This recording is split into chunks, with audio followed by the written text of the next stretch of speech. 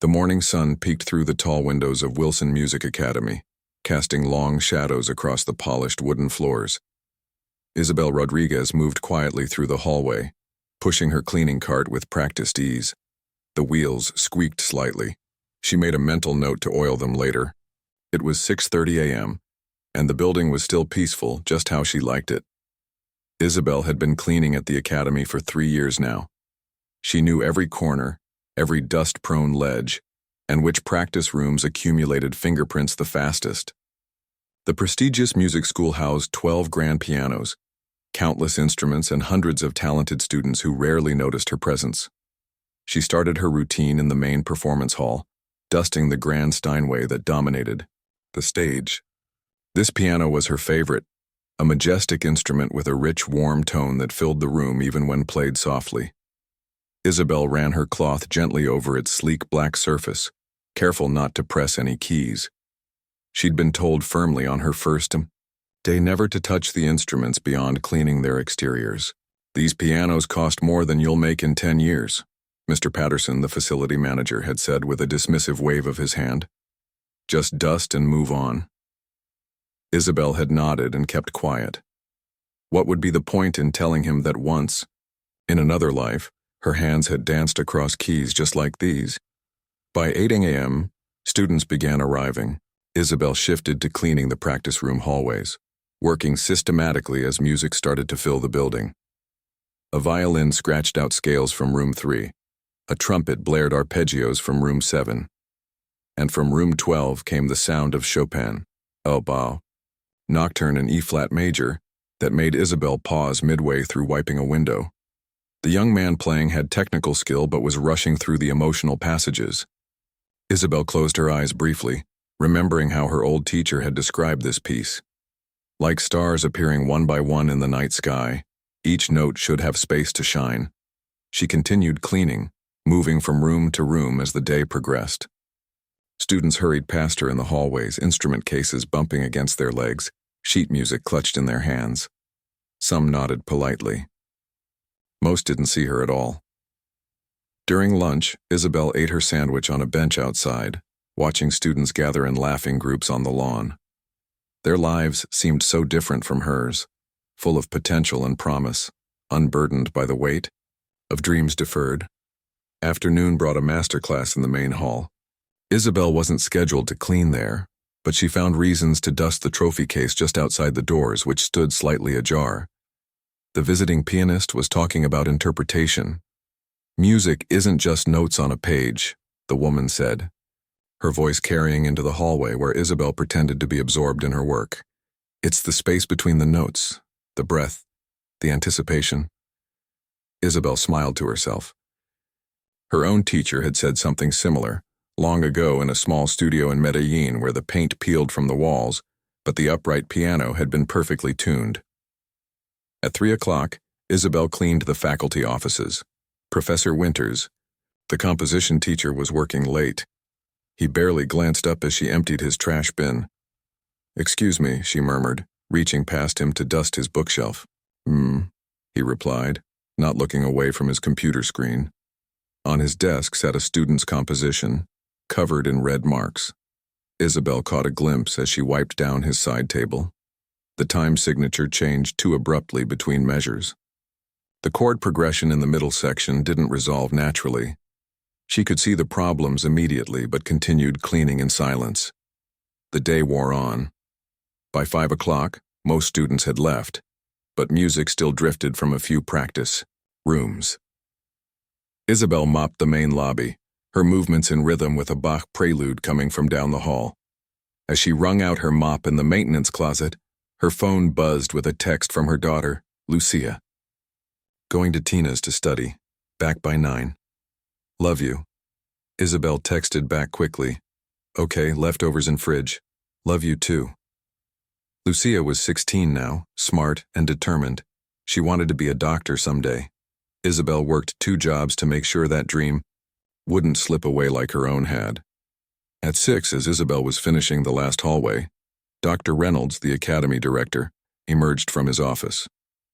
Tall and silver-haired, he carried himself with the confident posture of someone who had never doubted his place in the world. "Ah, Isabel," he said, noticing her. He always remembered her name, which she appreciated. "Working late today?" "Just finishing up, sir," she replied, straightening. "We have the fundraising gala next week," he said, checking his watch. "The cleaning staff will need to do an extra thorough job. Patterson will brief you." "Yes, sir. We'll make everything perfect." He nodded and continued toward the exit, then paused. "Do you enjoy music, Isabel?" The question surprised her. In 3 years, no one had asked about her interests. "Yes," she said simply. "Very much." "Good. Good," he replied absently, already moving on to his next thought. The gala raises scholarship money for talented students who couldn't otherwise afford to study here. It's quite important to our mission. He didn't wait for her response before continuing down the hallway, his footsteps echoing on the hard floor. Isabel returned her cleaning supplies to the closet. Everyone else had gone home. This was her favorite time at the academy, the brief period when the building belonged just to her. She walked slowly through the empty halls, listening to the silence that somehow still resonated with the day's music. Passing by the main performance hall, she noticed the door was unlocked. The janitorial checklist required her to check that all rooms were secure before leaving. Inside, the stage was set for tomorrow's student recital. The grand Steinway waited in the center, its lid propped fully open like a great black wing. Isabel approached it cautiously, her footsteps quiet in the vast space. The hall could seat 300 people, but now the rows of empty chairs watched, her like silent witnesses. Her fingers hovered over the keys. She hadn't played a piano like this in 20 years. The upright at her church where she sometimes played hymns was nothing compared to this instrument. Glancing toward the door to make sure she was truly alone, Isabel carefully set her cleaning rag aside and sat on the bench. The polished wood felt cool against her legs. She adjusted her position, muscle memory from long ago straightening her back, positioning her feet. For a long moment she just sat there, hands in her lap, heart beating faster than it should. Then, slowly, she raised her hands and placed them on the keys. The first chord of Debussy's Clair de Lune filled the hall, so pure and resonant that Isabel nearly pulled her hands away in surprise. But the music called her forward. Her fingers remembered what her mind had tried to forget. The gentle rise and fall of the melody, the subtle shifts in tempo, the delicate balance between control and expression. As she played, the years fell away. She wasn't Isabel the cleaning lady, invisible to the world around her. She was Isabel Reyes, the girl whose music teacher had once said could be concert material with the right opportunities. The girl who had played in competitions and dreamed of conservatory before life intervened. She closed her eyes, letting the music carry her. Each phrase told a story, of moonlight on water, of quiet beauty, of dreams that sleep but never truly die. When the final notes faded into silence, Isabel sat motionless, eyes still closed, holding the moment for as long as possible. A sound from the hallway startled her back to reality. Quickly she stood, straightened her uniform, and picked up her cleaning rag. By the time the security guard poked his head in to do his rounds, she was dusting the piano's bench. Just another cleaner, doing her job. "All good in here?" he asked. "Yes," Isabel replied, her voice steady despite her racing heart. "Just finishing up." After he left, she took one last look at the piano. Her secret was safe. No one had heard. No one knew that beneath her cleaner's uniform beat the heart of a musician. And that was fine. She had made her choices long ago, trading her dreams for survival, for stability, for her daughter's future. As Isabel walked to the bus stop that evening, the melody still played in her mind. Tomorrow, she would go back to being invisible. But tonight, just for a little while, the music had seen her, the real her, and that was enough. What she didn't know was that tomorrow would bring an unexpected turn of events that would change everything. Isabel woke before her alarm the next morning. The melody from yesterday still lingered in her mind, following her through her small apartment as she prepared for the day. The kitchen was cramped but tidy, with faded yellow curtains. Her mother had sewn years ago. She made coffee and packed lunch for Lucia, who stumbled into the kitchen with sleepy eyes and tangled hair. "Morning, Mommy," Lucia yawned, reaching for the coffee pot. "You're up early," Isabel noted, sliding a plate of eggs toward her daughter. Lucia shrugged. "Biology test. Thought I'd review my notes again." Pride swelled in Isabel's chest. Her daughter worked so hard, harder than Isabel had ever needed to at that age when music had come to her as naturally as breathing. "You'll do great," Isabel assured her, tucking a stray hair behind Lucia's ear. "You always do." After Lucia left for school, Isabel opened the bottom drawer of her dresser and pulled out an old photo album. She rarely looked at these pictures anymore. They belonged to another life. But last night's moment at the piano had stirred something in her. She flipped through the yellowed pages until she found what she was looking for. A faded photograph of a teenage girl sitting at a piano, her face bright with concentration and joy. Behind her stood a slender woman with kind eyes.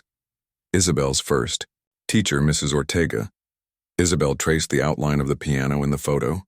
It had been a simple upright, nothing like the grand Steinway at the academy, but she had loved it fiercely. Mrs. Ortega had discovered Isabel playing by ear at a community center when she was just 7 years old and had offered to teach her for free. "This child has a gift," she had told Isabel's parents. "It would be a sin to waste it." For 10 years, Isabel had practiced every day, winning local competitions and eventually earning a spot in Medellin's youth orchestra. There had been talk of scholarships, of conservatory in the capital or even abroad. Then her father died suddenly, a heart attack while working his construction job. The family's already modest income vanished overnight. Isabel's mother took on cleaning jobs, but it wasn't enough. At 18, with her mother's health failing and 3 younger siblings to feed, Isabel made her choice. She set aside her music and found work. A knock at the door startled Isabel back to the present. She quickly returned the album to its drawer and answered the door. Her neighbor, Mrs. Chen, stood in the hallway with a worried expression. "Isabel, so sorry to bother. My shift changed, and daycare won't take May so early. Could you?" "Of course," Isabel said without hesitation. "Bring her over." 5-year-old May arrived moments later, clutching her stuffed rabbit.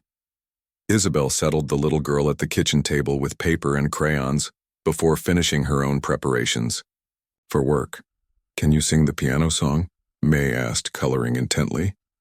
Isabel smiled. Sometimes she played simple tunes on the electronic keyboard she'd found at a yard sale for May and the other neighbor children she watched occasionally. "Not today, Carino. We need to leave soon." Isabel checked her watch. If she dropped May, at daycare when it opened at 7:30, she could still make it to the academy by 8 wongs. The morning rush meant the bus was crowded. Isabel stood, gripping the handrail with one hand and steadying May with the other. The little girl chattered about her upcoming birthday party, oblivious to Isabel's distracted thoughts. Last night's impromptu performance kept replaying in Isabel's mind. Her fingers had been stiff at first, unused to the weight and response of professional keys. But muscle memory was a powerful thing. By the middle of the piece, she'd remembered how to let the music breathe. After dropping May at daycare, Isabel hurried to catch her connection. The second bus was nearly empty. She sat near the back watching the city pass by through rain-speckled windows. Fine houses gave way to the University District and finally to the tree-lined street where Wilson Academy stood, imposing and elegant. She was 10 minutes late by the time she rushed through the service entrance. Mr. Patterson frowned at her from his office doorway. "You're late, Rodriguez." "I'm sorry, sir. There was an emergency with my neighbor's child." He consulted his clipboard. "Well, we've got bigger problems. Anton Riker is visiting today." Isabel blinked, not recognizing the name. Patterson sighed impatiently. "The pianist? Coming for the masterclass series? Dr. Reynolds wants everything spotless, and I mean spotless." Isabel nodded, already reaching for her cleaning cart. "I'll start with the performance hall, already assigned to Diane. You take the practice rooms and faculty lounge, and the guest suite needs to be prepared. He thrust a list at her. Special. Instructions. Follow them exactly. The list was extensive. Specific brands of bottled water, room temperature set to precisely 72 degrees, fresh flowers, but nothing with a strong scent. Isabel tucked it into her pocket and hurried to gather her supplies. The academy buzzed with excitement. Students clustered in hallways, whispering about the famous visitor. Faculty members looked tense, adjusting their clothes and checking their reflections in windows as they passed. "He's a legend," Isabel overheard one student telling another. "He barely performs anymore. Just teaches master classes at Juilliard and records occasionally." "I heard he's incredibly demanding," another replied. "Makes students cry all the time." Isabel worked quickly, moving from room to room. The faculty lounge needed extra attention. Coffee, stains on the counter, crumbs beneath the table. As she wiped down the bookshelves, her eye caught a familiar name on a dusty album cover. Anton Riker Plays Chopin. She paused, cloth in hand. The cover showed a younger version of the man whose photograph now hung on posters throughout the academy. Handsome, in a severe way, with intense eyes and strong hands. Curious, Isabel looked more closely at the album notes. Anton Riker had studied in Paris and Moscow before gaining international recognition. He was known for his interpretations of romantic composers, particularly Chopin and Liszt. A memory surfaced, her teacher bringing a cassette tape to their lesson. "Listen to how he phrases this passage," Mrs. Ortega had said. "Such restraint, then such passion." Isabel had listened, entranced by the control and power in the playing. She'd tried to emulate it in her own practice, never quite capturing the same magic but learning from the attempt. And now this same pianist was coming, here to this very building. The sound of voices approaching snapped Isabel back to reality. She quickly returned the album to its place and resumed cleaning, just as Dr. Reynolds entered with several faculty members. "The guest suite is prepared?" he asked when he noticed her. "Almost finished, sir," Isabel replied, keeping her eyes lowered. "Just need to deliver the flowers." "Good, good. He arrives at noon." Dr. Reynolds checked his watch. Everything must be perfect. His standards are exacting. After they left, Isabel hurried to complete her tasks. She arranged the requested white lilies in the guest suite, made sure the piano there had been tuned, according to the technician's note on the lid, and gave everything a final inspection before moving on to the practice rooms. As she cleaned, the usual sounds of the academy surrounded her: scales and arpeggios, snippets of concertos, frustrated sighs and occasional triumphant runs. But today, an undercurrent of nervous energy charged the air. Students practiced with increased intensity, knowing the great Anton Riker might hear them. By noon, a sleek black car pulled up to the academy's main entrance. Isabel watched from a second-floor window as a tall figure emerged, greeted enthusiastically by Dr. Reynolds and the welcoming committee. Throughout the afternoon, Isabel found reasons to work near the main hall, where Riker conducted his first master class. His voice carried into the hallway, deep, accented, and brutally honest. "No, no, no," she heard him say to one student. "You play the notes correctly, but say nothing with them.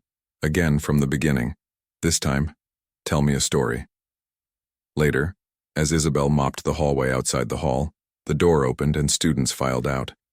Their expressions ranged from awestruck to shell-shocked. Last to emerge was Anton Riker himself, deep in conversation with Dr. Reynolds. Isabel kept her head down, mop moving steadily across the floor.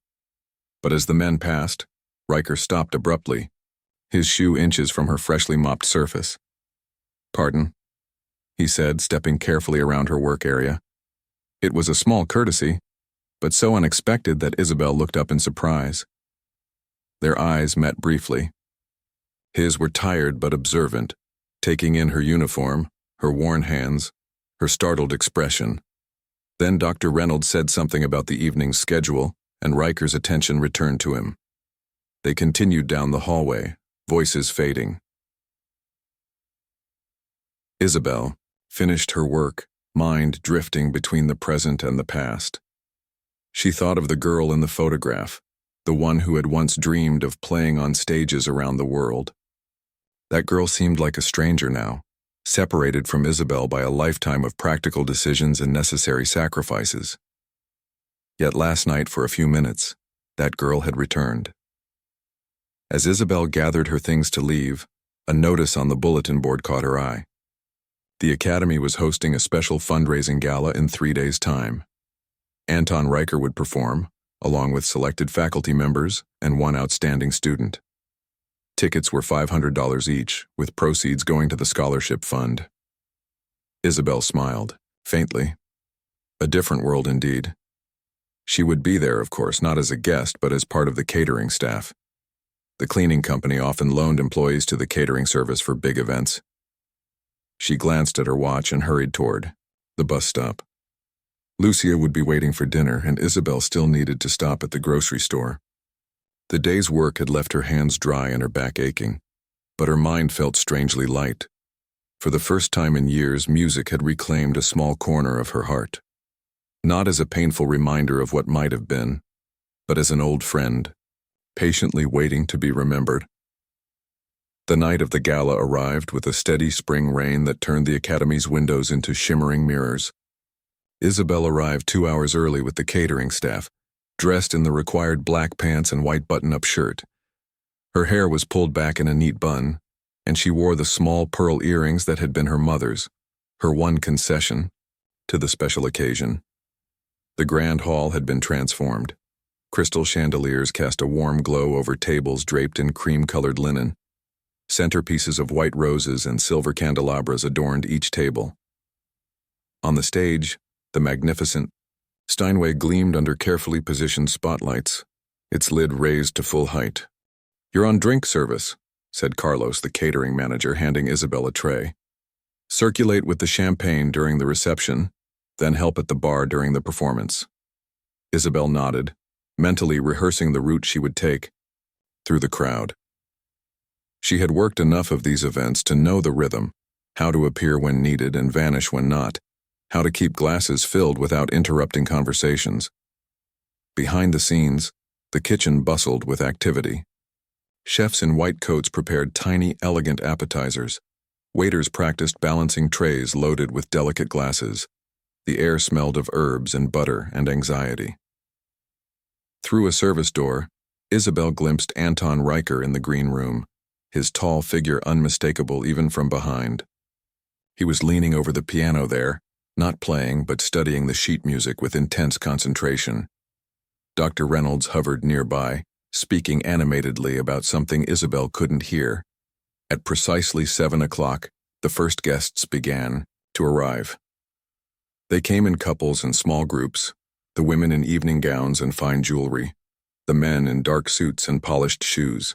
They handed their rain-speckled coats to the coat check attendants and moved into the reception area, where Isabel and the other servers circulated with trays of champagne and wine. Isabel worked efficiently, smiling politely when thanked, but otherwise remaining unobtrusive. Most guests looked right through her, taking glasses without pausing their conversations. She recognized many of the Academy's benefactors from previous events: the elderly heiress who donated generously each year, the surgeon whose daughter studied violin, the tech entrepreneur who had funded the new practice rooms. As the reception continued, Isabel overheard snippets of conversation about the upcoming performance. "Riker rarely plays public concerts anymore. We're quite fortunate. Heard the Goldstein boy will perform as well. Extraordinary talent, that one. Reynolds has outdone himself this year. The scholarship fund should receive a significant boost." By 8 o'clock, the reception area was crowded and warm. Isabel returned to the kitchen for a fresh tray of drinks and took a moment to stretch her back. Her feet already ached in the required black shoes, which were slightly too small but the only pair she owned that were suitable for the occasion. She was heading back out when she nearly collided with a harried-looking Dr. Reynolds. He was speaking urgently into his phone. "What do you mean, food poisoning? The gala is about to begin." He listened for a moment, then sighed heavily. "Yes, I understand these things happen, but the timing is catastrophic. We'll have to rearrange the program." Isabel stepped aside, trying to make herself invisible as Reynolds ended his call and hurried toward the green room. She couldn't help but follow, curious about the crisis. Through the partially open door, She saw Reynolds explaining something to Riker and several faculty members. Their expressions grew increasingly concerned. Thomas was supposed to play Chopin's Ballad No. 1 before your performance, Reynolds was saying to Riker. It's listed in the program. We can't simply remove it. The flow of the evening would be disrupted. Can another student step in? Asked Professor Winters, the composition teacher. None of the advanced students have that piece performance ready, replied a woman Isabel recognized as the head of the piano department. It's too difficult to substitute something else at this late hour. Perhaps we extend the cocktail reception and rearrange the printed program, suggested Reynolds, though he didn't sound convinced. Isabel hesitated at the door, tray balanced carefully in her hands. Something was pushing at her, a reckless impulse she hadn't felt in years. Before she could think better of it, she stepped forward and cleared her throat softly. 5 pairs of eyes turned to her in surprise. Excuse me, she said, her voice quieter than she intended. I couldn't help overhearing. I can play the Chopin Ballade. The silence that followed was so complete that Isabel could hear the distant murmur of the reception and the soft patter of rain against the windows. Then Professor Winters chuckled, a sound of pure disbelief. You? The server? He asked, eyebrows raised nearly to his hairline. Isabel straightened her shoulders. I'm actually with the cleaning staff. I'm helping with catering tonight. Dr. Reynolds frowned. Isabel, isn't it? This isn't the time for...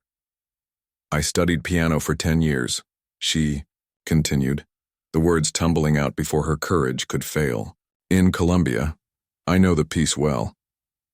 The piano department head exchanged glances with Reynolds. Dr. Reynolds, we need to make a decision quickly. The guests will be moving into the hall in 15 minutes. Reynolds looked back at Isabel, his expression torn between dismissal and desperation. You're serious about this? Yes, sir. Isabel set down her tray on a nearby table. I can play it now for you if you'd like. Professor Winters laughed again, louder this time. This is absurd. She's a cleaning woman. But Anton Riker, who had been watching silently, stepped forward.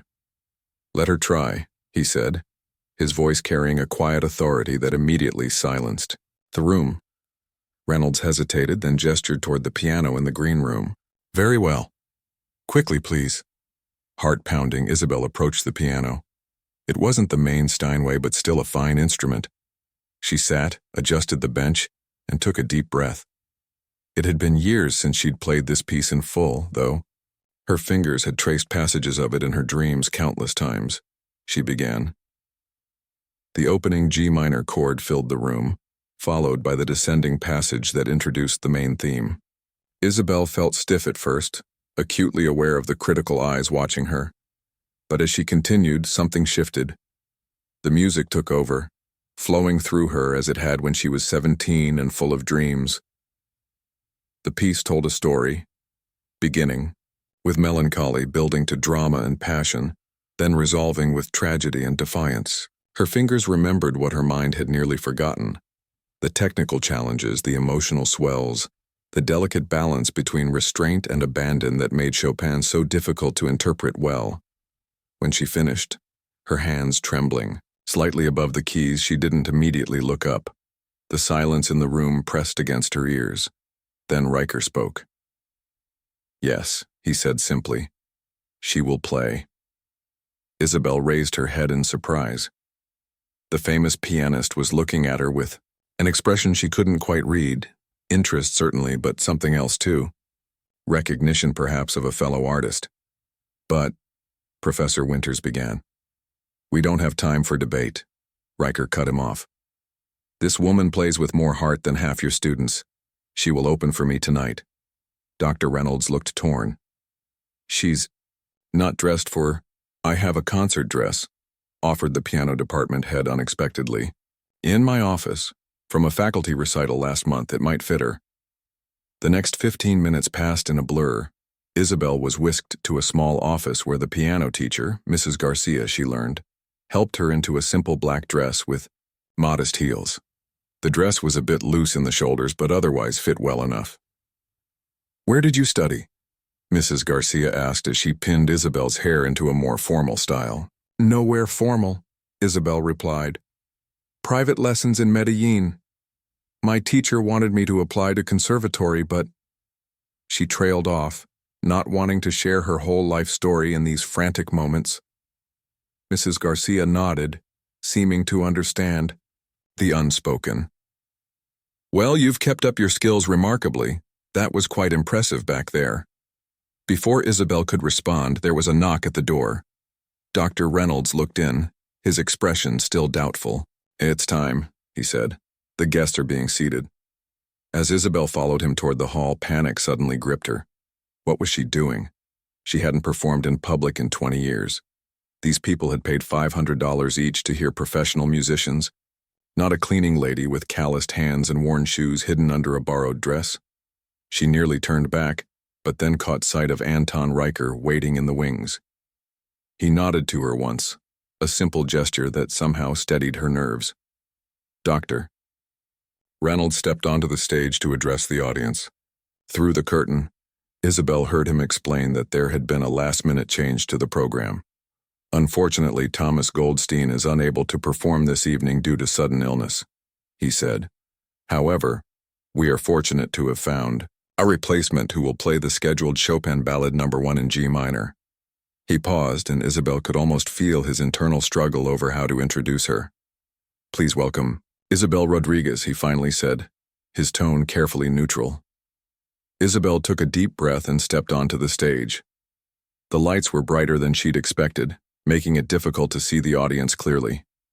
This was a blessing. She could make out only indistinct shapes of people at tables, their faces lost in shadow. She walked to the piano, conscious of the whispers that followed her. As she adjusted the bench, she heard someone at a front table ask loudly, "Isn't that one of the cleaning staff?" Another voice responded with a laugh. Perhaps she's going to dust the piano for the real performer. Isabel's cheeks burned, but she kept her eyes on the keyboard. She positioned her hands, took a steadying breath, and began to play. The first notes Isabel played were hesitant, slightly too soft to reach the back of the hall. Her fingers felt stiff, responding a fraction of a second slower than they should have. 20 years of cleaning had changed her hands. The calluses were in different places now, the muscles conditioned for scrubbing rather than the delicate work of drawing music from ivory keys. From the corner of her eye, she caught Dr. Reynolds shifting uncomfortably at the side of the stage. In the front row, a woman in an expensive blue dress whispered something to her companion, who smirked in response. Isabel closed her eyes. She thought of her mother's hands, rough from work, but gentle when braiding Isabel's hair or wiping away her tears. She thought of Mrs. Ortega, who had believed in her talent enough to teach her for free. She thought of Lucia, studying late into the night, determined to create a better future. When Isabel opened her eyes again, something had changed. Her hands no longer felt like they belonged to a cleaning lady pretending to be a pianist. They were her hands, Isabel's hands, capable of both hard work and creating beauty. The music began to flow differently. The ballade's melancholy opening, theme unfurled like a dark ribbon, each note precisely weighted, each phrase shaped with intention. As the piece built toward its first climax, Isabel leaned into the keyboard, coaxing more sound from the instrument. The whispering in the audience stopped. Isabel felt the shift in the room, the initial amusement and skepticism giving way to surprise, then attention. The piece grew more complex, demanding rapid runs up and down the keyboard, delicate ornaments and thundering chords. She navigated these challenges with a confidence that surprised even her. Her body remembered what to do, when to use the weight of her arm, when to let her wrist lead, how to make the piano sing in the melodic passages and roar in the dramatic ones. This wasn't just muscle memory. It was something deeper, a conversation between artist and instrument that had been interrupted but never truly ended. As she approached the coda, the final section with its cascading notes and powerful conclusion, Isabel felt tears threatening behind her eyes. Not from sadness or nostalgia, but from the sheer joy of making music again, of being fully present in this moment that she never thought would come. The final chords resonated through the hall, powerful and defiant. Isabel held the damper pedal down, letting the sound linger until it faded to nothing. For a moment, complete silence filled the space. Then the applause began. It started tentatively, a few people clapping politely, perhaps still processing what they had just witnessed. Then others joined in, the applause growing stronger, more enthusiastic. Someone in the back stood up. Others followed. Within seconds, the entire audience was on their feet. Isabel remained seated at the piano momentarily, unable to move. The standing ovation washed over her like a wave. The faces that had been indistinct shadows earlier were now clearly visible, some showing astonishment, others smiling broadly, a few even wiping away tears. Dr. Reynolds approached from the side of the stage, his expression a mixture of amazement and confusion. He extended his hand to help her rise, then led her to the center of the stage to take a proper bow. "Ladies and gentlemen," he said into the microphone, his voice slightly unsteady, "Isabel Rodriguez." The applause intensified. Isabel bowed again, her cheeks warm with a blush she couldn't control. As she straightened, she caught sight of Anton Riker watching from the wings. The famous pianist nodded once, a small smile playing at the corners of his mouth. When Isabel finally left the stage, her legs felt wobbly beneath her. Mrs. Garcia was waiting in the wings, her eyes wide. "That was—" she began, then shook her head, apparently unable to find adequate words. "Where have you been hiding?" Before Isabel could answer, Anton Riker joined them. Up close, the lines on his face were deeper than they appeared from a distance, mapping a life devoted to artistic pursuit. "You play with heart," he said simply. "The technique needs refinement. Your left hand occasionally rushes, but the musicality is there. It cannot be taught, that feeling." Coming from him, it was high praise indeed. Isabel nodded, still too overwhelmed to form a proper response. Dr. Reynolds appeared, looking slightly flustered. "Mr. Riker, we should prepare for your performance." "Isabel, that was quite unexpected.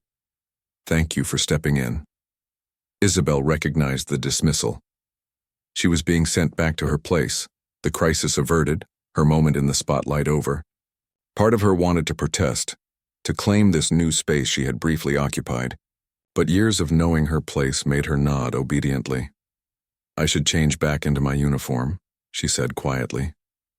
"Actually," Mrs. Garcia interjected, "I think Isabel should join us at the reception afterward. The guests will want to meet her." Dr. Reynolds looked taken aback.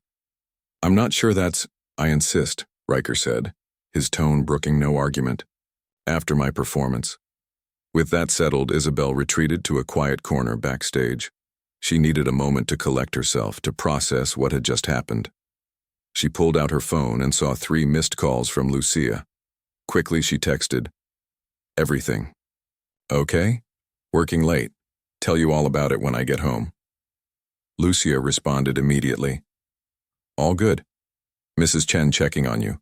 Said you were supposed to be home hours ago." Isabel had completely forgotten about her neighbor's concern. She texted back a quick reassurance, then leaned against the wall, suddenly exhausted. The adrenaline that had carried her through the performance was fading, leaving her drained. From the stage, she heard Dr. Reynolds introducing Anton Riker. The audience's applause for the famous pianist was even more enthusiastic than what they had given her. That seemed right and proper. He was, after all, a world-renowned artist, while she was— what was she now? Still a cleaning lady, certainly. That hadn't changed in the past 30 minutes. But something else had shifted. Some possibility had opened that hadn't existed before. Isabel closed her eyes and listened as Riker began to play. His technique was flawless, his interpretation both innovative and deeply respectful of the composer's intentions. It was a masterclass in piano performance, the kind of playing that comes from decades of disciplined study and artistic evolution. Yet as she listened, Isabel realized something surprising. The gulf between his playing and hers, while significant, wasn't as vast as she might have imagined. There was a foundation of musicality in her own performance that even 20 years of neglect hadn't erased. When Riker finished his program with a thunderous listitude, the audience erupted in applause. Once more, he took several bows, then surprised everyone by speaking directly to the audience, something not listed in the program. "Music is a strange and wonderful thing," he said, his accented voice carrying easily through the hall. "It hides in unexpected places, waiting to be discovered or rediscovered." He glanced toward the wings where Isabel stood. "Tonight we were privileged to witness such a rediscovery. I hope you will join me in encouraging Ms. Rodriguez to continue her musical journey." More applause followed, along with curious glances toward the side of the stage. Isabel felt her face grow hot again. She hadn't expected this public acknowledgement, this spotlight that now seemed to follow her. The rest of the evening passed in a blur. During the reception, Isabel found herself surrounded by guests eager to meet her. They asked questions she wasn't prepared to answer. "Where did you study? Do you perform regularly? Have you recorded anything?" She answered as honestly as she could, though she noticed some faces fall when she explained her background. A few people drifted away when they learned she had no formal training beyond high school, no conservatory pedigree to validate their enthusiasm. But others stayed, genuinely moved by her performance and her story. The elderly heiress who supported the scholarship fund pressed a card into Isabel's hand. "Call me," she said firmly. "We should talk about your future." Professor Winters, who had laughed at her earlier, now hovered at the edges of the group, his expression unreadable. When there was a lull in the conversation, he approached her. "That was quite something," he said, not quite meeting her eyes. "I owe you an apology for my reaction earlier." Isabel nodded, accepting his words without comment. His dismissal had stung, but it wasn't anything she hadn't experienced before. People had been underestimating her for most of her life. As the reception wound down, Dr. Reynolds found her again. His earlier discomfort had been replaced by a calculating look that Isabel wasn't sure she trusted. "Isabel," he said, lowering his voice, "what you did tonight was remarkable. The board members are quite impressed. I think we should discuss your role at the academy." Isabel tensed. Was she about to lose her job for overstepping her boundaries? "Your talent clearly exceeds your current position," he continued. "Perhaps we could arrange for you to give some basic lessons to beginners? Nothing formal, of course. You don't have the qualifications for advanced students, but it could supplement your income." It was both an opportunity and a reminder of her limitations. Isabel considered it carefully before responding. "I would need to keep my regular hours," she said. "My daughter is in high school. Our schedule is important." Reynolds nodded quickly. Of course, we'll work around that." As the last guests departed, Isabel helped the catering staff clear glasses from the reception area. Carlos raised an eyebrow when he saw her still in the borrowed dress. "So," he said with a grin, "the cleaning lady is actually a secret piano star?" Isabel laughed, the sound surprising her with its lightness. Hardly a star, just someone who remembered something she loved. Later, as she waited at the bus stop in her regular clothes, the borrowed dress carefully folded in a bag, Isabel felt a strange mix of emotions: elation at having performed again, pride in how well she had played despite everything, uncertainty about what came next. The night air was cool and damp after the rain. The bus arrived nearly empty, and Isabel took a seat near the back, watching the city lights blur through the window. Her hands, resting in her lap, still seemed to vibrate with the memory of the music she had created. For the first time in 20 years, Isabel allowed herself to wonder, what if? What if she found a way to bring music back into her life? Not as the grand dream of her youth, that time had passed, but as something new, something that honored both who she had been and who she had become. The bus turned onto her street and Isabel rose to signal her stop. As she stepped off, she looked up at the apartment building where Lucia waited. Whatever came next, she knew one thing for certain. Tonight had changed something fundamental. A door that had been firmly closed for 20 years now stood slightly ajar, inviting her to peek through to the other side. 6 months after the gala, Isabel stood in the hallway outside practice room 3. listening to her student struggle through a Bach minuet. The girl was rushing the tempo again, not allowing the music to breathe. Isabel made a mental note to address this when she went back in. So much had changed in half a year. Isabel still cleaned at the academy 3 mornings a week, but her afternoons were now filled with teaching. She had 8 regular students, mostly beginners and a few intermediates. The pay wasn't as steady as cleaning, but it was better, and the work left her hands less raw at the end of the day. Her phone buzzed with a text from Lucia. "Got my chemistry test back, 96%. See you at dinner." Isabel smiled. Her daughter was thriving in her senior year, with college applications already submitted to several schools. The guidance counselor had mentioned scholarship possibilities. Dreams that had once seemed impossible were now within reach. The music in the practice room stopped abruptly, followed by a frustrated sigh. Isabel knocked gently and entered. "I can't get it right," said Zoe, a 12-year-old with bright eyes and a tendency to rush.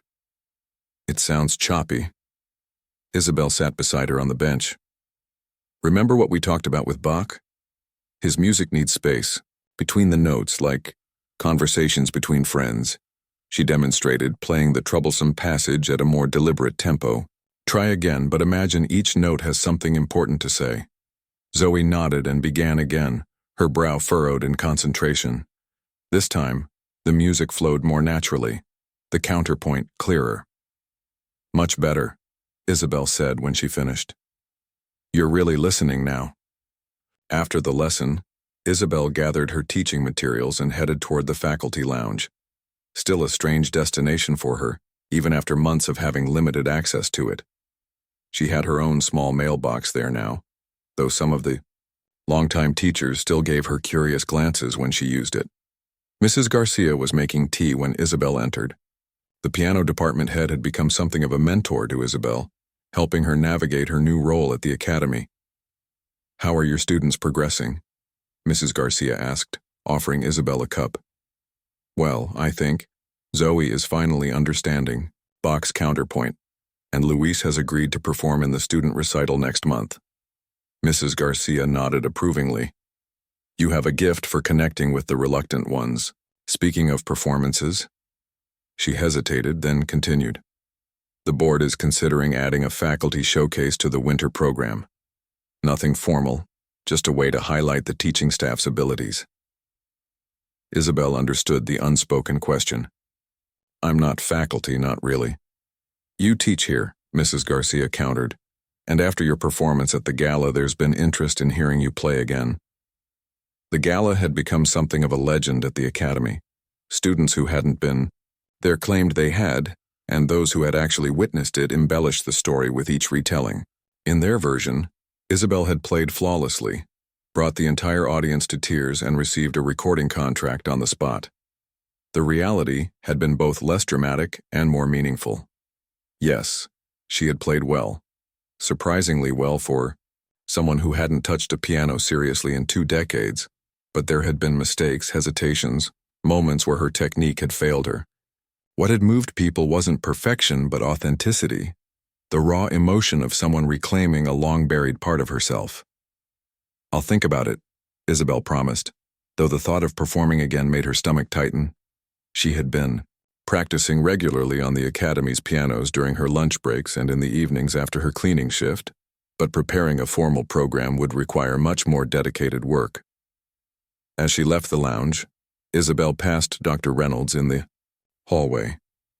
Their relationship had evolved into something coolly professional. He had been quick to capitalize on her sudden minor celebrity, featuring her story prominently in the Academy's newsletter and fundraising materials. "From cleaning staff to concert stage, the Wilson Academy discovers hidden talent," had been the headline. Isabel hadn't minded much. The attention had brought opportunities, not just teaching, but occasional paid performances at smaller venues around the city. Local newspapers had run features on her. A community college had invited her to give a guest lecture on music education in underserved communities. Isabel, Reynolds nodded as they passed. The Hernandez boy's parents were very pleased with his progress. "Good work." It was the closest thing to warmth she'd received from him. Isabel nodded back, accepting the compliment for what it was, acknowledgement of her value to the academy, if not her worth as a musician. That evening, Isabel took the bus home earlier than usual. She had promised Lucia a special dinner to celebrate her test score. As the bus wound through increasingly familiar neighborhoods, Isabel found herself thinking about Anton Riker. The famous pianist had left the day after the gala, continuing his limited tour. But before departing, he had given Isabel his email, address, and the name of his former teacher, who was semi-retired but still took on occasional students in New York. Study with her, even if only once a month, he had told Isabel. You have a foundation, but there are gaps in your technique that need addressing. Isabel had written to the teacher, a formidable woman named Helena Visser. After several exchanges and a video of Isabel playing, Visser had agreed to work with her remotely, with in-person lessons whenever Isabel could manage the trip to New York. The arrangement was challenging. The lessons were expensive, even with the reduced rate Visser offered after hearing Isabel's story. The remote format wasn't ideal for detailed technical work, and finding time to practice enough to satisfy Visser's high standards meant late nights and early mornings. But the results were undeniable. In 6 months, Isabel's playing had improved dramatically. Her technique was more reliable, her interpretations more refined. Visser was a demanding teacher who didn't care about Isabel's background or the obstacles she had overcome. She cared only about the music and Isabel's commitment to it. You will never make up for 20 lost years, Visser had told her bluntly, during their first lesson. But you can make the most of the time you have now. Those words had become a sort of mantra for Isabel. She couldn't reclaim her past or rewrite her choices, but she could honor both her younger self's passion and her present self's hard-won wisdom by embracing this unexpected second chance. The bus stopped a block from her apartment building. As Isabel walked the remaining distance, she noticed a moving truck outside. The Chens were leaving. Mr. Chen had finally gotten the job transfer they'd been hoping for. Little May had cried when saying goodbye to Isabel that morning, promising to write letters from their new home in California. Life was like that, Isabel reflected. Constant change, people coming and going, doors opening and closing. You couldn't hold on to moments. You could only experience them fully while they lasted. At home, Isabel found Lucia already cooking, the small kitchen filled with the scent of sofrito and simmering beans. I started dinner, Lucia announced proudly. There's a college application. Workshop tonight at school and I want to go, is that okay? Of course, Isabel said, setting down her bag. Your education comes first, always. As they ate dinner together, Lucia chatted excitedly about her college plans. She wanted to study biology, perhaps pre-med. The school she was applying to had strong science programs and decent financial aid. Mrs. Patel says I have a good chance. At the Rivera Scholarship, Lucia said, referring to her guidance counselor. And with my test scores and the essay you helped me with. Isabel watched her daughter's animated face, marveling at the confident young woman she had become. Whatever sacrifices Isabel had made over the years had been worth it for this. Lucia's future, bright with possibility, unconstrained by the limitations that had defined Isabel's own youth. After Lucia left for her workshop, Isabel cleared the dishes and then sat at the small electronic keyboard in the corner of their living room. It wasn't much, just a basic model she'd purchased secondhand with her first teaching paycheck, but it allowed her to practice at home. She warmed up with scales and arpeggios, the patterns flowing smoothly under her fingers.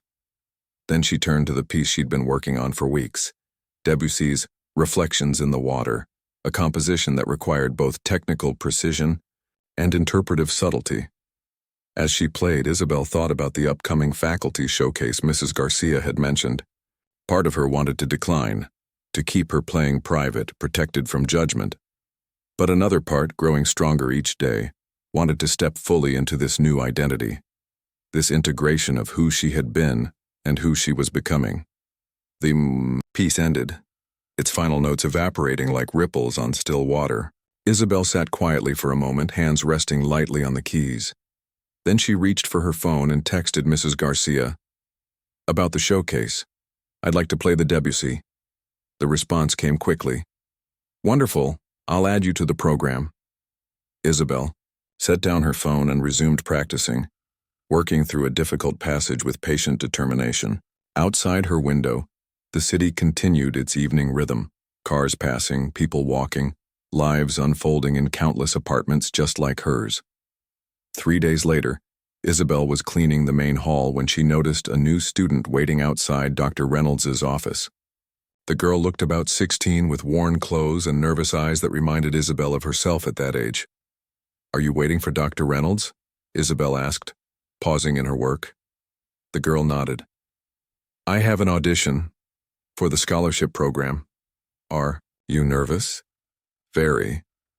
The girl clutched her sheet music tighter. "I don't come from a musical family. I've been teaching myself mostly. The piano at my school is terrible and I only get to practice during lunch breaks." Isabel felt a surge of recognition so strong it almost took her breath away. "What will you be playing?" "Chopin. A nocturne." The girl looked down. "It's probably not good enough." Isabel leaned her mop against the wall and sat beside the girl. "Can I tell you a story? About 6 months ago, I was just the cleaning lady here." As Isabel spoke, the girl's eyes widened.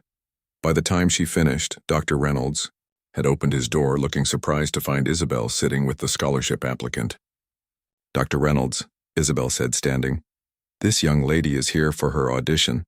She's been working very hard with limited resources." Reynolds looked between them, understanding dawning in his eyes. "Well, we should listen carefully then. Sometimes talent appears in unexpected places." He gestured for the girl to enter his office.